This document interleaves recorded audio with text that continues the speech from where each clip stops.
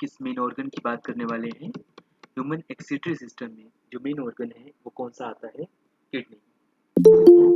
So we are mainly talking about kidney.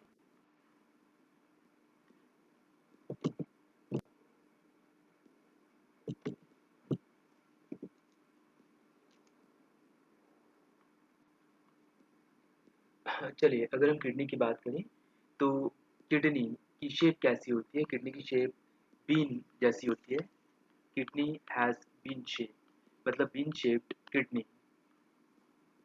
इसके अलावा kidney का वेट क्या होता है? 340 ग्राम वेट। किडनी जो है, दोनों किडनीज, तो 2 गुना 170 ग्राम हो गया, तो ये हो गया 340 ग्राम।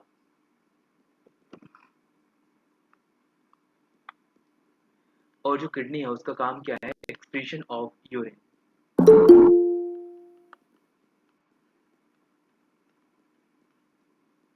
जो यूरिन है ना उसको एक्सक्रीट करना, ये काम है किडनी का।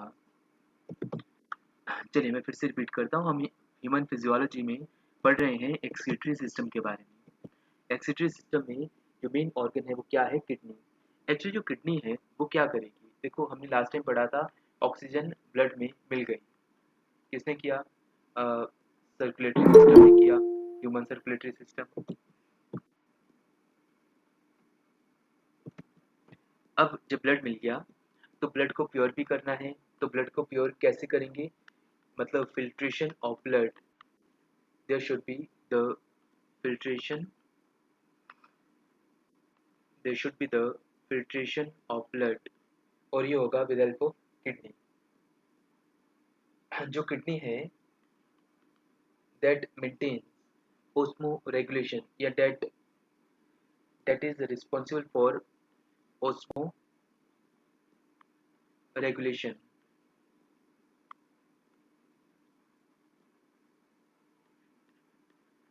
kidney is responsible for osmo regulation। osmo regulation का मतलब क्या होता है? osmo regulation is the process osmo regulation is the process of maintaining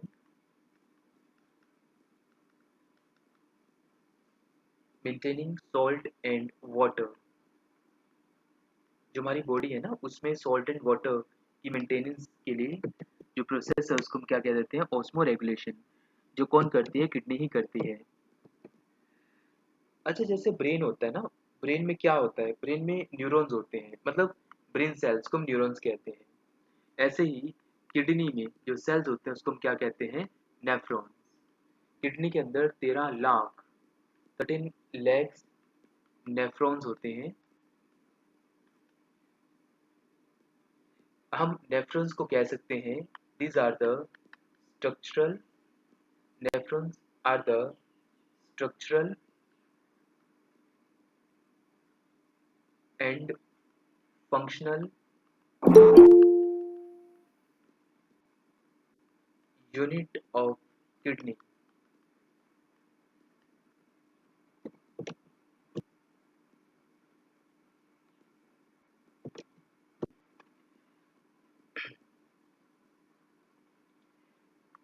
वैसे ओवरऑल अगर हम बात करें तो एक्सक्रीशन क्या चीज़ है? ओवरऑल अगर हम बात करें एक्सक्रीशन जिसको हम पढ़ रहे हैं आज, ह्यूमन एक्सक्रीटरी सिस्टम। एक्सक्रीशन एक प्रोसेस है। Excretion is a process by which the harmful the harmful nitrogenous the harmful nitrogenous waste products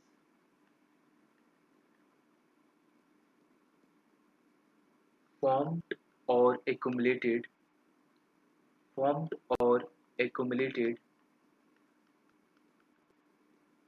due to metabolism are excreted out।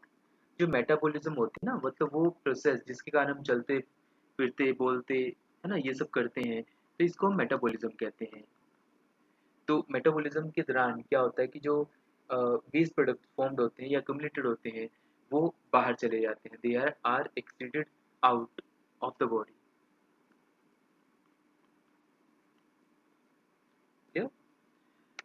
चलो अब हम जानते हैं जो किडनी है उसके अंदर बहुत सारे नेफ्रॉन्स होते हैं। किडनी क्या करती है, वेस्ट मटेरियल को बाहर निकाल देती है। तो किडनी के अंदर बहुत सारे क्या होते हैं, नेफ्रॉन। अब एक नेफ्रॉन का स्ट्रक्चर कैसा होता है उसको हम देखते हैं। So here we have the structure of a nephron.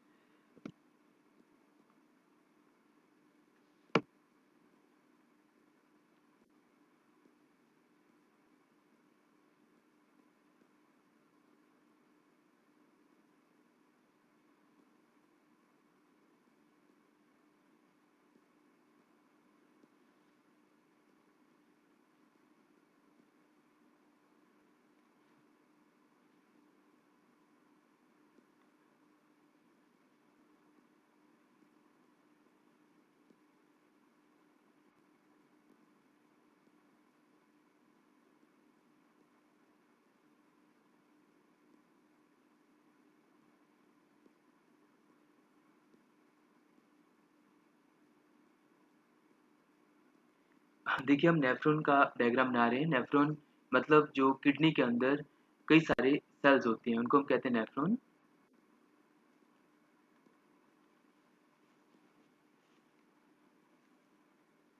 तो वी कैन से जो इम्प्योर ब्लड है वो यहाँ पे होता है, और ऐसे कई सारे सेल, मतलब मान लो एक छोटा सा सेल है, वो एक छोटी सी ड्रॉप बनाता है। तो कई सारे सेल्स होंगे, वो कई सारी छोटी ड्रॉप्स बनाएंगे। ठीक है, तो ये पूरा आपको समझाता हूँ। ये आया pure blood plus impurities, pure blood plus impurities. और हमारा टारगेट क्या, to get pure blood without any impurity.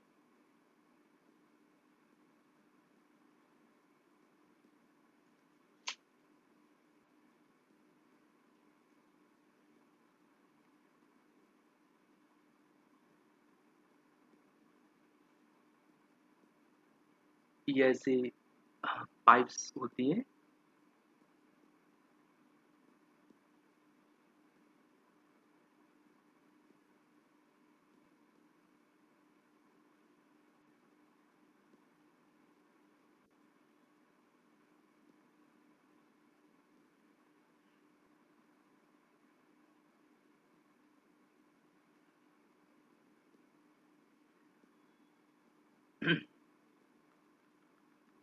यहाँ पे आ गया इम्प्योर ब्लड विथ, या फिर प्योर ब्लड प्लस इम्प्योरिटीज मतलब इम्प्योर ब्लड।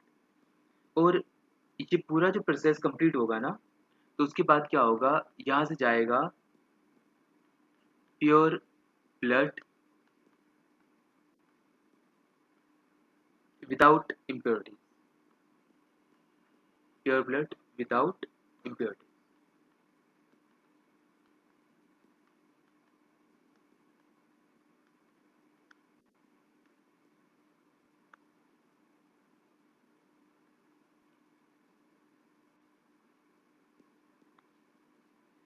यहाँ पे ये है हमारे पास afferent artery. Here we have afferent artery. Artery मतलब जो जिसके पास ऑक्सीजन रेटेड ब्लड है, ऑक्सीजन है उस ब्लड में।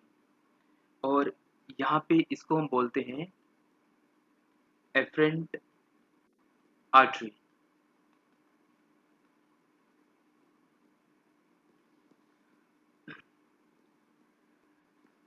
इसके अलावा जैसे जब ब्लड यहाँ पे आता है तो एक्चुअली वो सीधा यहाँ नहीं जाता, ये तो मतलब कॉम्प्लेक्स प्रोसेस है ना।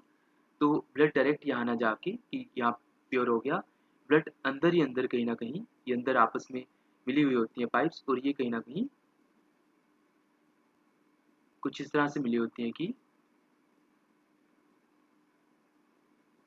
ब्लड अल्टीमेटली इनमें आ जाता है प्योर होने के लिए। ठीक है, जैसे इस पार्ट को हम क्या कहते हैं, proximal convoluted tubule. Also we have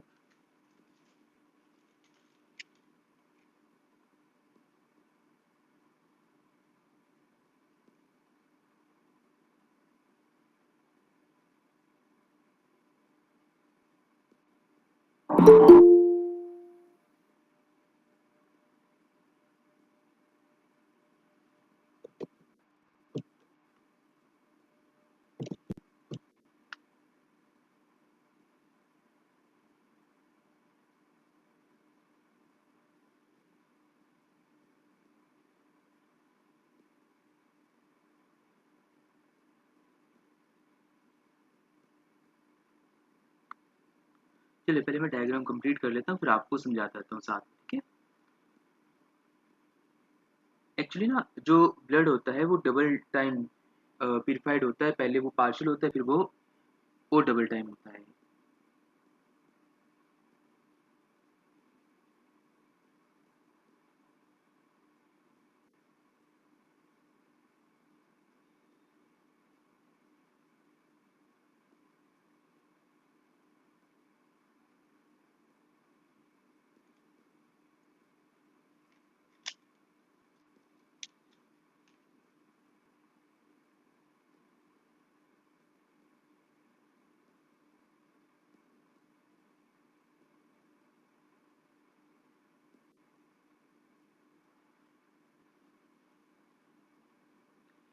यहाँ पे एक कंबाइंड हमारे पास पाइप होती है या एक मॉड्यूल होता है।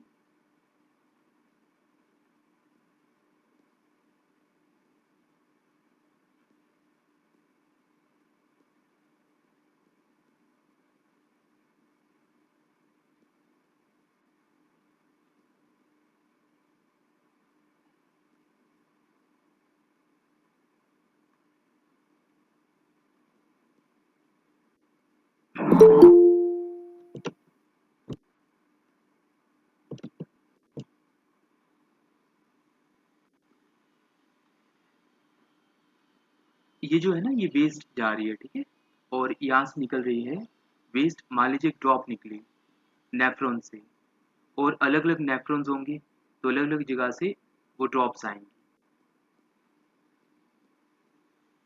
एंड इस चीज को वैसे हम क्या कहते हैं, इस चीज को हम कहते हैं collecting duct. We call it collecting duct, तो कलेक्ट करने वाली जो पाइप टाइप है। इस चीज को हम कह देते हैं लूप ऑफ हेनली। एक हेनली नाम के साइंटिस्ट ने इसको खोजा था, लूप ऑफ हेनली। इस चीज को हम कह देते हैं जो पाइप की तरह है, दैट इज कॉल्ड ग्लोमरस।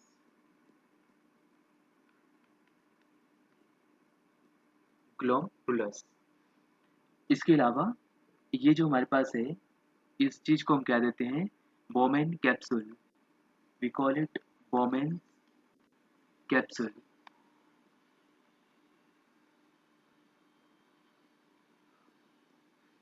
और ये जो बोमेन कैप्सूल है,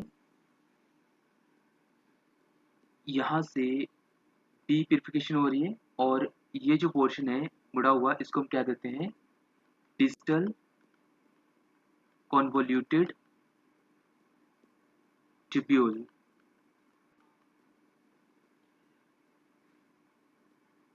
ठीक है, तो ये हो गया प्रॉक्सिमल कन्वोल्यूटेड ट्यूब्यूल, और ये हो गया डिजिटल कन्वोल्यूटेड ट्यूब्यूल।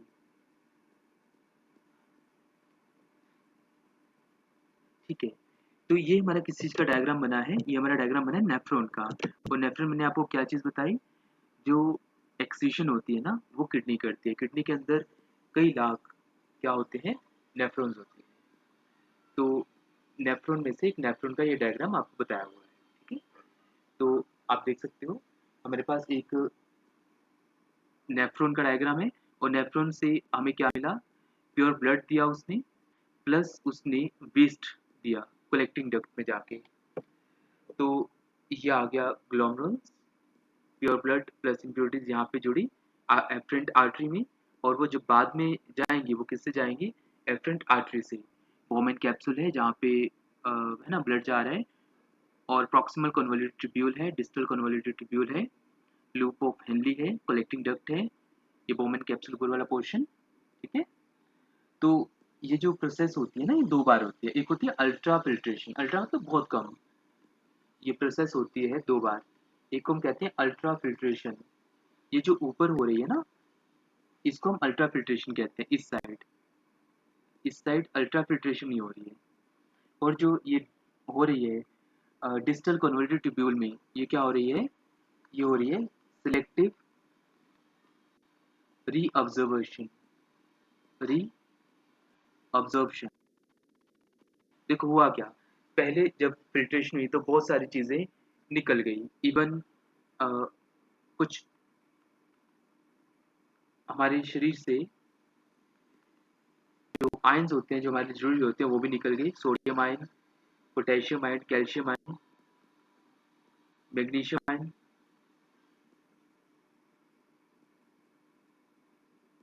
ठीक है, ये सब निकल गए।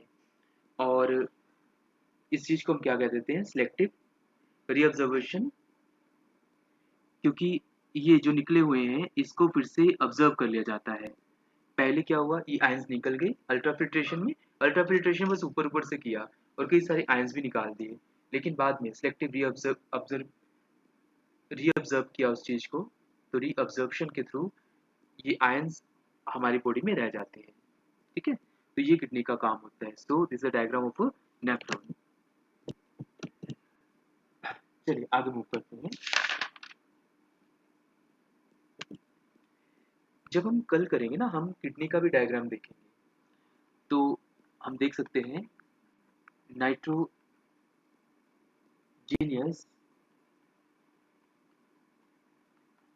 Waste product. Nitrogenous waste products जो यहाँ से आप कलेक्टिंग डक्ट में देख रहे हो ना कि वेस्ट प्रोडक्ट निकल रहा है, तो ये क्या निकल रहा है। हाँ, तो हम यहाँ पे देख सकते हैं, यहाँ पे निकल रहा है यूरिया,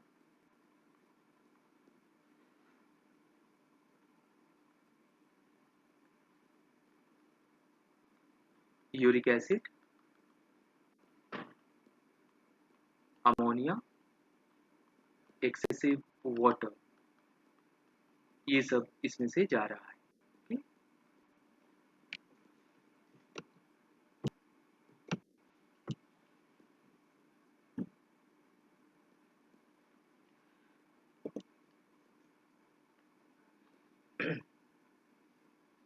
एक्चुअल में ना तीन प्रोसेसेस में हम ओवरऑल इस चीज को मानते हैं। एक तो मैंने आपको बता दिया, सबसे पहले क्या हुआ, सबसे पहले हुआ अल्ट्रा नेफ्रॉन के अंदर ultra filtration, second selective reabsorption, and third tubular tubular secretion. ये जब जा रहा है ना वेस्ट प्रोडक्ट, तो इसको हम ट्यूबुलर सिक्रीशन कह देते हैं इस प्रोसेस को।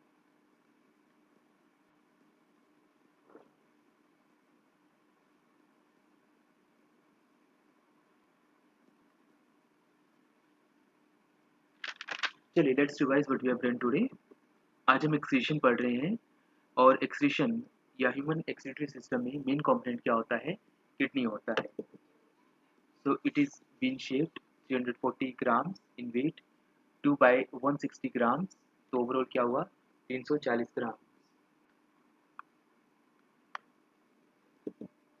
एक्सक्रीशन ऑफ यूरिन की बात कर रहे हैं हम। ऑक्सीजन और ब्लड तो ऑलरेडी था, लेकिन इम्प्योरिटी थी, तो इम्प्योरिटी को ख़त्म करने के लिए किडनी का सहारा लिया। किडनी के अंदर रेफरेंस सेल इसको करते हैं, जो ड्रॉप्स पर ड्रॉप्स कलेक्ट करके एक कलेक्टिंग डक्ट में देते हैं। जो कहाँ पे होती है कलेक्टिंग डक्ट, किडनी में होती है। तो फिल्ट्रेशन ऑफ ब्लड होता है, ऑस्मो रेगुलेशन होता है किडनी द्वारा। एक्सक्रीशन सिस्टम में ऑस्मो रेगुलेशन का मतलब क्या हुआ, इससे मेंटेन रहता है सॉल्ट एंड वाटर का लेवल। किडनी में 13 लाख नेफ्रॉन्स होते हैं। Structure and function unit of kidney is called nephron.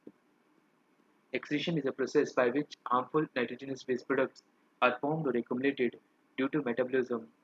They are excreted out of the body. Nephron का ये डायग्राम है। इसमें प्योर ब्लड प्लस इम्प्योरिटीज आई, मतलब इम्प्योर ब्लड आया और ये एफरेंट आर्टरी में आया, फिर अंदर ये कनेक्ट हो जाता है। और सबसे पहले अल्ट्राफिल्ट्रेशन है बोमेन्स कैप्सूल में से, तो बोमेन कैप्सूल में से ये होके आया अल्ट्राफिल्ट्रेशन से, पर उसमें से आयरन, कुछ आयंस निकल गए, जैसे iron, calcium, sodium, potassium, magnesium. उसके बाद सेकंड प्रोसेस है जिसे हम सिलेक्टिव अब्जॉर्प्शन कहते हैं या रीअब्जॉर्प्शन। उसके बाद ट्यूबुलर सिक्रीशन होती है, थर्ड प्रोसेस। इसके बाद हम कह सकते हैं एफरेंट आर्टरी के through pure blood without impurities आएगा और कलेक्टिंग डक्ट में वो वेस्ट चली जाएगी। लूप ऑफ हेनली है यहाँ पे, जो कि डिस्टल कन्वोल्यूट ट्यूब्यूल के साथ जुड़ी हुई है, जो किसमें हेल्प करती है सिलेक्टिव रीअब्जॉर्प्शन में। रीअब्जॉर्प्शन का मतलब क्या हो, फिर से आयरन, कैल्शियम, सोडियम जो अदरवाइज वेस्ट प्रोडक्ट्स के तौर पे जा रहे थे उसको फिर से रीअब्जॉर्ब कर लिया। जो वेस्ट निकलता है ना, जो हम कहते हैं कि वेस्ट प्रोडक्ट्स निकलते हैं लिक्विड फॉर्म में, तो वो क्या होता है, उसमें यूरिया होता है, यूरिक एसिड होता है, अमोनिया होता है और एक्सेसिव वाटर होता है। चलो मैं कुछ क्वेश्चंस पूछता हूँ जो मैंने आपको करवाया उसमें से। चलिए मेरा पहला क्वेश्चन, किडनी के सेल्स को हम क्या कहते हैं? जो किडनी के अंदर सेल्स होते हैं उसको क्या कहा जाता है, बताइए।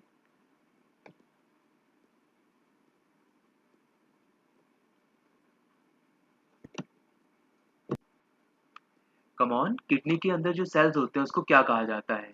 ये जो मैंने डायग्राम बनाया था किस चीज का बनाया था? Shivangi, nephrons. Okay, anybody else? हाँ सही है, यही तो है, नेफ्रॉन्स। जो किडनी के सेल्स होते हैं 13 लाख सेल्स, उसको नेफ्रॉन कहते हैं। और जो डायग्राम आज हमने देखा वो इसका ही देखा था, और जो किडनी है उसका डायग्राम हम नेक्स्ट सेशन में करेंगे, कल के सेशन में। अगला क्वेश्चन, मेरा अगला क्वेश्चन है कि what is the shape of kidney? Kidney की शेप होती कैसी है? What is the shape of a kidney? क्या किडनी की शेप किस तरह की होती है? Yes Kiran, you are right. Shivangi, Kiran, Vandana, Harkirat, Atish, सही कहा आपने, pin shape.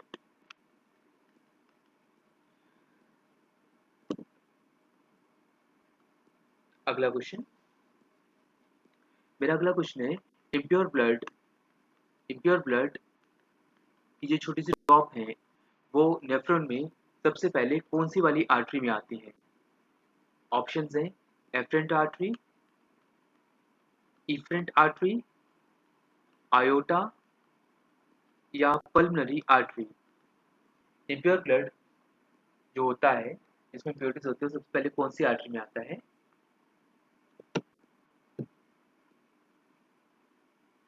Shivangi, you are right. Kiran, yes. Harkirat, सही कहा आपने, एफरेंट आर्टरी। इस क्वेश्चन का सही आंसर है एफरेंट आर्टरी। Very good. और क्या आप मुझे बता सकते हो अ, जो एक किडनी के अंदर ये जाते हैं अलग अलग नेफ्रॉन से ड्रॉप्स, वेस्ट ड्रॉप्स, ये किस पार्ट के थ्रू जाते हैं? कौन सी ऐसी ये पाइप लगी हुई है जहाँ पे बहुत सारे नेफ्रॉन से वेस्ट प्रोडक्ट जाता है, तो इस चीज को हम क्या कहते हैं?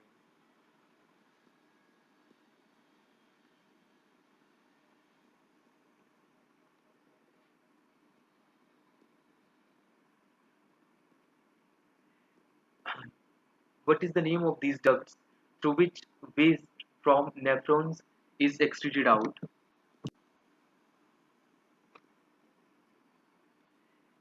ग्लोमरुल्स नहीं, ग्लोमरुल्स का मतलब शिवांगी क्या हुआ, ये जो आप देख पा रहे हो ना सबसे पहले पोर्शन में जो अल्ट्रा फिल्ट्रेशन कर रहे हैं, इसको हम कहते हैं ग्लोमरुल्स। ओके, ये जो आपको दिख रहे हैं, और मैं तो आपसे ये पूछ रहा हूँ ना, कलेक्टिंग डक्ट के बारे में पूछ रहा हूँ, तो इस क्वेश्चन का आंसर रहेगा कलेक्टिंग डक्ट। Collecting duct.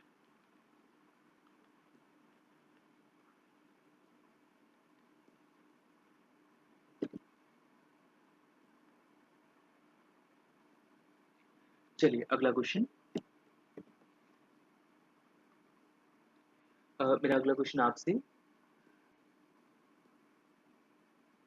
कौन सी ऐसी ट्यूब्यूल है, उस ट्यूब्यूल का नाम क्या है, या उस पाइप का नाम क्या माना जाता है, जो करवाती है सेलेक्टिव रीअब्जॉर्प्शन? सेलेक्टिव रीअब्जॉर्प्शन किसके थ्रू होती है?